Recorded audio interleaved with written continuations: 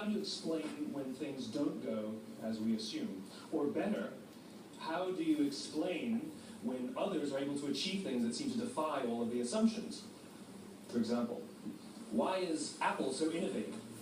Year after year after year after year, they're more innovative than all their competition. And yet, they're just a computer company. They're just like everyone else. They have the same access to the same talent, the same agencies, the same consultants, the same media. Then why is it that they seem to have something different? Why is it that Martin Luther King led the civil rights movement? He wasn't the only man who suffered in a pre-civil rights America, and he certainly wasn't the only great orator of the day. Why him? And why is it that the Wright brothers were able to figure out controlled powered manned flight when there were certainly other teams who were better qualified, better funded, and they didn't achieve powered manned flight? The Wright brothers beat them to it. There's something else at play here. About 3.5 years ago, I made a discovery.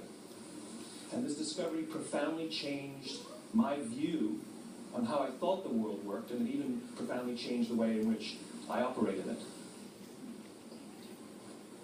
As it turns out, there's a pattern. As it turns out, all the great and inspiring leaders and organizations in the world, whether it's Apple or Martin Luther King or the Wright brothers, they all think, act, and communicate the exact same way, and it's the complete opposite to everyone else. All I did was codify it. And it's probably the world's simplest idea. I call it the golden circle.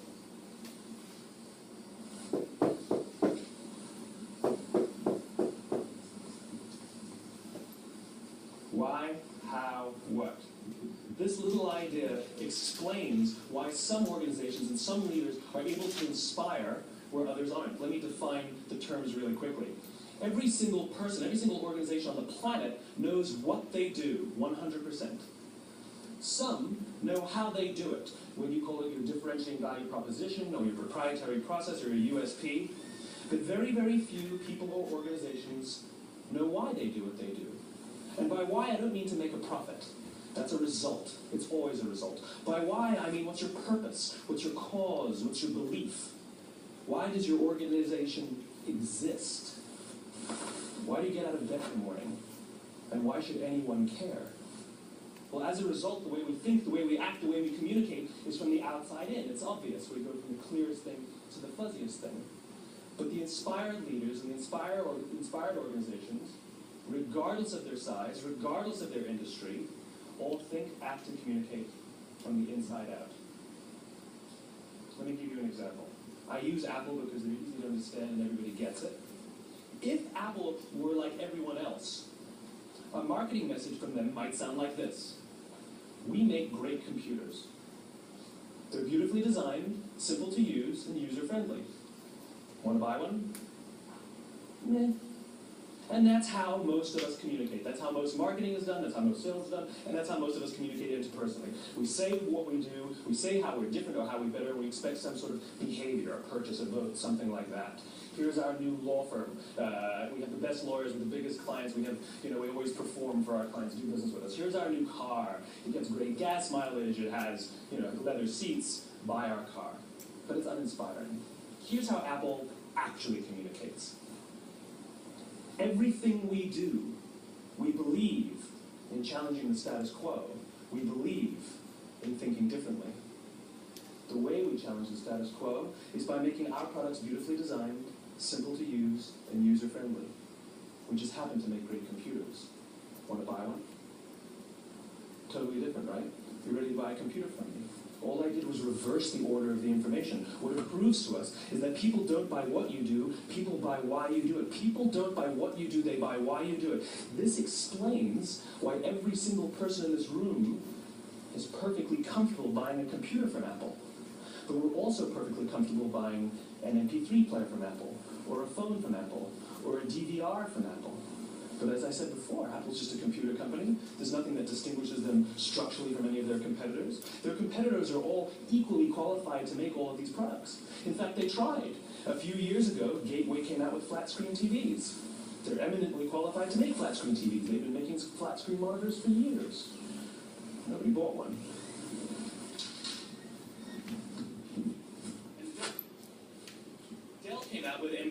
players and PDAs. And they make great quality products, and they can make perfectly well-designed products, and nobody bought one. In fact, talking about it now, we can't even imagine buying an MP3 player from Dell. Why would you buy an MP3 player from a computer company? But we do it every day.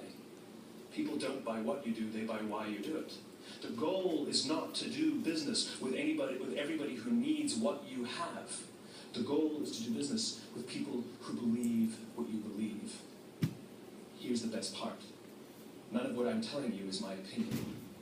It's all grounded in the tenets of biology, not psychology, biology. If you look at a cross-section of the human brain, looking from the top down, what you see is the human brain is actually broken into three major components that correlate perfectly with the golden circle. Our newest brain, our Homo sapien brain, our neocortex, corresponds with the what level. The neocortex is responsible for all of our rational and analytical thought and language. The middle two sections make up our limbic brains, and our limbic brains are responsible for all of our feelings, like trust and loyalty. It's also responsible for all human behavior, all decision-making, and it has no capacity for language. In other words, when we communicate from the outside in, yes, people can understand vast amounts of complicated information like features and benefits and facts and figures. It just doesn't drive behavior. When we communicate from the inside out, we're talking directly to the part of the brain that controls behavior, and then we allow people to rationalize it with the tangible things we say and do. This is where gut decisions come from. You know, sometimes you can give somebody all the facts and your figures, and they say, I know what all the facts and details say, but it just doesn't feel right. Why would we use that verb? It doesn't feel right. Because the part of the brain that controls decision-making doesn't control language. And the best we can muster up is, I don't know, it just doesn't feel right. Or sometimes you say you're leading with your heart, or you're leading with your soul. Well, I hate to break it to you, those aren't other body parts controlling your behavior. It's all happening here in your limbic brain, the part of the brain that controls decision-making and not language. But if you don't know why you do what you do, and people respond to why you do what you do, then how will you ever get people to vote for you or buy something from you, or more importantly, be loyal and want to be a part of what it is that you do? Again, the goal is not just to sell people who need what you have. The goal is to sell to people who believe what you believe. The goal is not just to hire people who need a job. It's to hire people who believe what you believe. I always say that, you know, if you hire people just because they can do a job, they'll work for your money. But if you hire people who believe what you believe, they work for you with blood and sweat and tears. And nowhere else is there a better example of this than with the Wright brothers. Most people don't know about Samuel Pierpont Langley. And back in the early 20th century, the pursuit of powered man flight was like the dot-com of the day, and everybody was trying it. And Samuel Pierpont Langley had what we assume to be the recipe for success. I mean, even now, you ask people, why did your product or why did your company fail? And people always give you the same permutation of the same three things. Undercapitalized, the wrong people, bad market conditions. It's always the same three things. So let's explore that. Samuel Pierpont Langley was given $50,000 by the War Department to figure out this flying machine. Money was no problem. He held a seat at Harvard and worked at the Smithsonian and was extremely well connected. He knew all the big minds of the day. He hired the best minds money could find, and the market conditions were fantastic. The New York Times followed him around everywhere, and everyone was rooting for Langley. Then how come we've never heard of Samuel Pierpont Langley? A few hundred miles away in Dayton, Ohio, Orville and Wilbur Wright. They had none of what we consider to be the recipe for success. They had no money. They paid for their dream with the proceeds from their bicycle shop. Not a single person on the Wright brothers team had a college education, not even Orville or Wilbur. And the New York Times followed them around nowhere. The difference was Orville and Wilbur were driven by a cause, by a purpose, by a belief. They believed that if they could figure out this flying machine, it would change the course of the world. Samuel Pierpont Langley was different. He wanted to be rich, and he wanted to be famous. He was in pursuit of the result. He was in pursuit of the riches. And lo and behold, look what happened.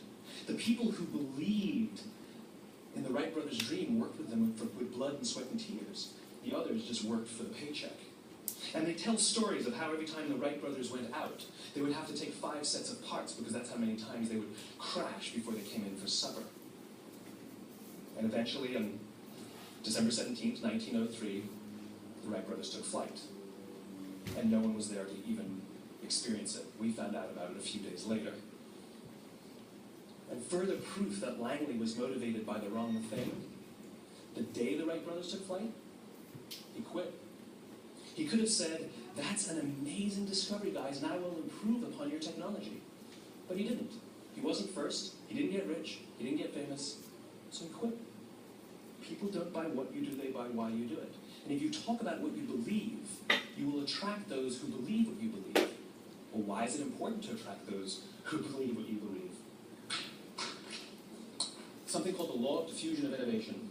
And if you don't know the law, you definitely know the terminology. The first 2.5% of our population are our innovators. The next 13.5% of our population are our early adopters. The next 34% are your early majority, your late majority, and your laggards. The only reason these people buy touch-tone phones is because you can't buy rotary phones anymore. We all sit at various places at various times on the scale, but what the law of diffusion of innovation tells us is that if you want mass market success or mass market acceptance of an idea, you cannot have it until you achieve this tipping point between 15 and 18% market penetration, and then the system tips. And I love asking businesses, what's your conversion on new business? And they love to say, oh, it's about 10% proudly. Well, you can trip over 10% of the customers. We all have about 10% who just get it. That's how we describe them, right? That's like that gut feeling, oh, they just get it. The problem is how do you find the ones that just get it before you're doing business with them versus the ones who don't get it. So it's this here, this little gap that you have to close, as Geoffrey Moore calls it, crossing the chasm. Because you see, the early majority will not try something until someone else has tried it first. And these guys, the innovators and the early adopters, they're comfortable making those gut decisions. They're more comfortable making those intuitive decisions that are driven by what they believe about the world and not just what product is available. These are the people who stood online for 6 hours to buy an iPhone when they first came out, when you could have just walked into the store the next week and bought one off the shelf. These are the people who spent $40,000 on flat-screen TVs when they first came out, even though the technology was substandard. And by the way, they didn't do it because the technology was so great. They did it for themselves. It's because they wanted to be first. People don't buy what you do, they buy why you do it. And what you do simply proves what you believe. In fact, people will do the things that prove what they believe. The reason that person bought the iPhone in the first 6 hours, stood in line for 6 hours, was because of what they believed about the world and how they wanted everybody to see them. They were first. People don't buy what you do, they buy why you do it. So let me give you a famous example, a famous failure and a famous success of the law of diffusion of innovation. First, the famous failure. It's a commercial example. As we said before a second ago, the recipe for success is money and the right people and the right marketing conditions, right? You should have success then. Look at TiVo. From the time TiVo came out about 8 or 9 years ago to this current day, they are the single highest quality product on the market. Hands down, there is no dispute. They were extremely well funded. Market conditions were fantastic. I mean, we use TiVo as a verb. I TiVo stuff on my piece of junk Time Warner DVR all the time. But TiVo's a commercial failure. They've never made money. And when they went IPO, their stock was at about $30 or $40, then plummeted, and it's never traded above 10. In fact, I don't think it's even traded above 6, except for a couple of little spikes. Because you see, when TiVo launched their product, they told us all what they had. They said, we have a product that pauses live TV, skips commercials, rewinds live TV, and memorizes your viewing habits without you even asking.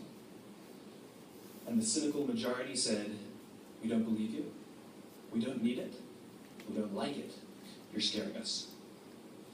What if they had said, if you're the kind of person who likes to have total control over every aspect of your life, boy, do we have a product for you.